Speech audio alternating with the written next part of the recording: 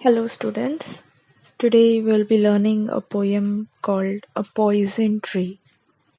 The poem implies to the reader that the suppression of anger is morally dangerous, leading only to more anger or even violence.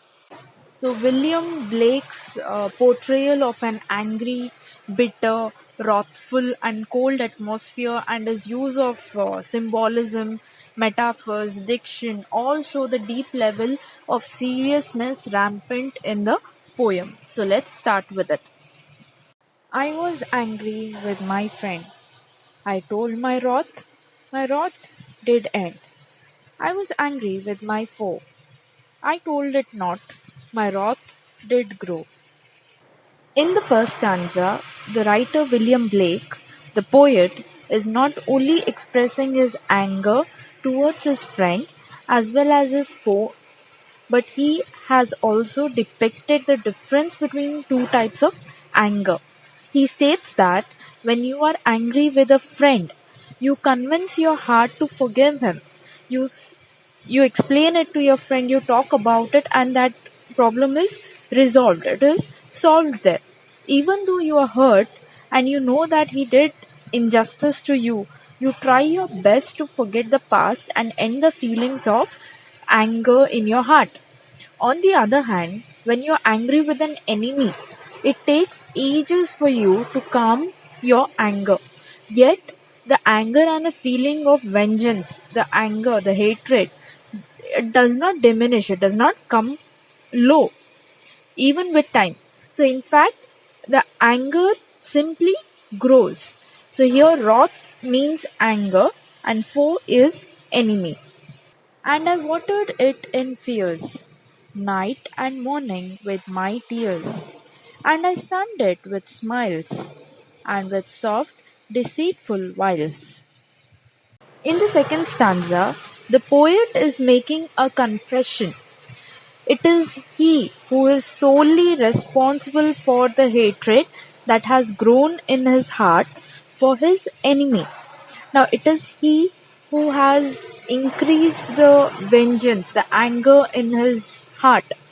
He has nurtured the hatred with his fears, spending hours together crying for the ill that has been caused to him by his enemy.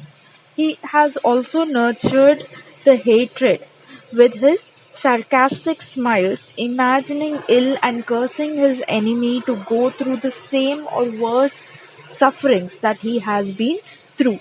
So here the writer, he appeared to be happy in the world, and he used a fake smile to show that he is actually happy, but inside he had that lots of anger. He could not express it. And it grew both day and night, till it bore an apple bright.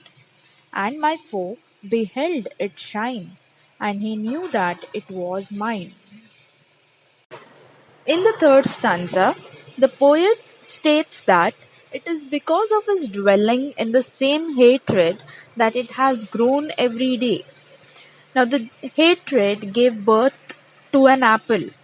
Now, the fruit signifies the evil that has taken birth in the heart of the poet. It states that he has now come to a point from where he can't turn back and forget about his enemy until he does something to soothe his vengeance or his anger, to control his anger. So finally, the day comes when the poet's enemy has met the evil fruit of anger that he has grown with his fears and tears and sarcasm. Now, the fruit has now turned into a weapon.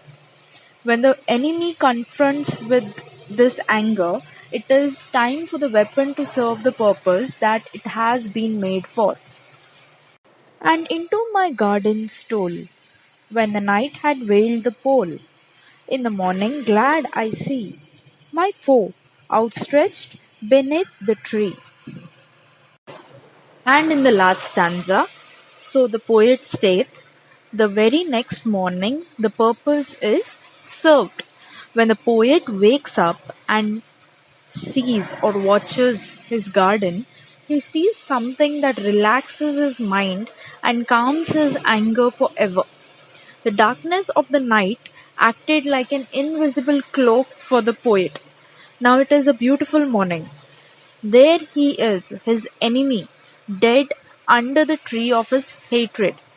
He bit the poisoned apple of his vengeance, the anger or the hatred that he had.